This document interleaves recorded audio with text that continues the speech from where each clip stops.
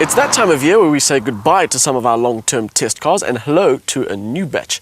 So our Audi Q7 departed RPM HQ for the last time the other day and was replaced by the much smaller and much more French Peugeot 308. It's a 1.6 HDI XS.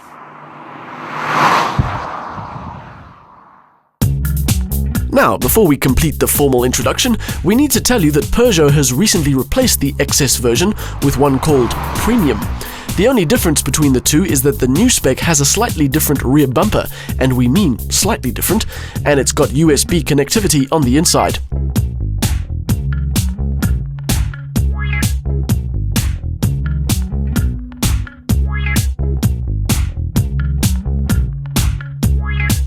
The rest of the package remains the same, with the now familiar Peugeot styling cues giving this car its unmistakable family look. It's not the most dramatic looking thing on the road, but it strikes a good balance, just the right amount of Frenchness to make it stand out, but still restrained enough to make it acceptable to most of the road-using public.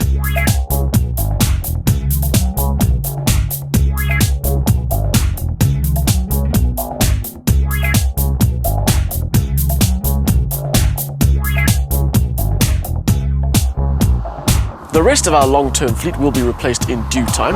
We've got a small city runabout on the way, and something quite worthy of filling the recently vacated John Cooper Works parking space. I'll tell you more about that later in the series.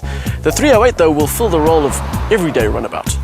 With its 1.6 turbo diesel motor and space for 5, the 308 should be an adequate all-rounder, taking on the daily office run as well as those trips to further destinations when the opportunity arises. The spec level is decent enough, but it's not what you'd call kitted out. There's no sat-nav or Bluetooth, but it does have some basic luxuries to keep it comfortable. Dual-zone climate control, cruise control, steering wheel-mounted controls for the radio, and there's also an old-school audio connection in the cubbyhole. We've only had this car for a short time, but it's already starting to feel a bit like home. Well, it would if home was equipped with remote central locking and had electric windows. The 308's interior isn't flashy either, but it's a good mix of decent shades and materials, and a few chrome accents to lend a bit of extra style.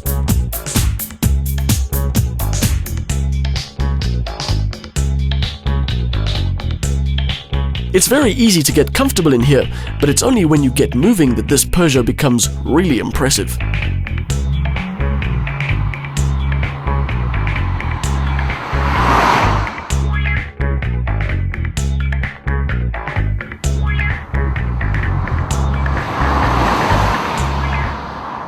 And that's thanks largely to this. It's a 1.6-litre turbo diesel with 80 kilowatts and 240 newton meters. Now, the salespeople will tell you that this engine sips a measly 4 litres per 100 kilometers on the open road. But the reality is a lot more impressive than that. About 2 years ago, Peugeot drove a 308 HDI 1,689 kilometers from the Northern Cape Coast to Umhlanga on the East Coast on one tank of fuel. The consumption figure, 3.4 litres per 100 kilometers, although I'm pretty sure that figure won't be seen while this car is at RPM, but don't blame us. It's all completely the engine's fault. I mean, I had to check the spec of this car repeatedly to make sure that it was in fact a 1.6 with just 80 kilowatts, because it feels like something a lot bigger.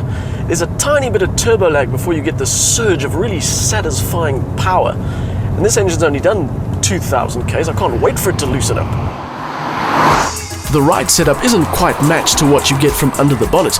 It doesn't provide for any real cornering fun, and the steering is a little too light to give you decent feedback. Still, the 308 feels solid enough and pretty well suited to its everyday commuter role.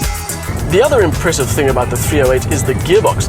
It's a 6-speed manual with a really short and solid action and some well-sorted ratios, and it's almost perfectly matched to the engine. Never really thought I'd describe a 308 as enjoyable, but that's exactly what this car is. Being a long-term test car obviously means we'll be spending more time behind the wheel than we do with a regular test car, so unsurprisingly, I'm more interested than usual in the safety features. The 308 HDI comes standard with dual front and curtain airbags, as well as ABS with EBD and ESP. And seeing as we have the car for a longer than normal time, the other thing we'll be able to give fair comment on is resale value. A new HDI premium spec car will cost you 253,000 Rand. We'll see how that value and the rest of the package holds up over the next year or so.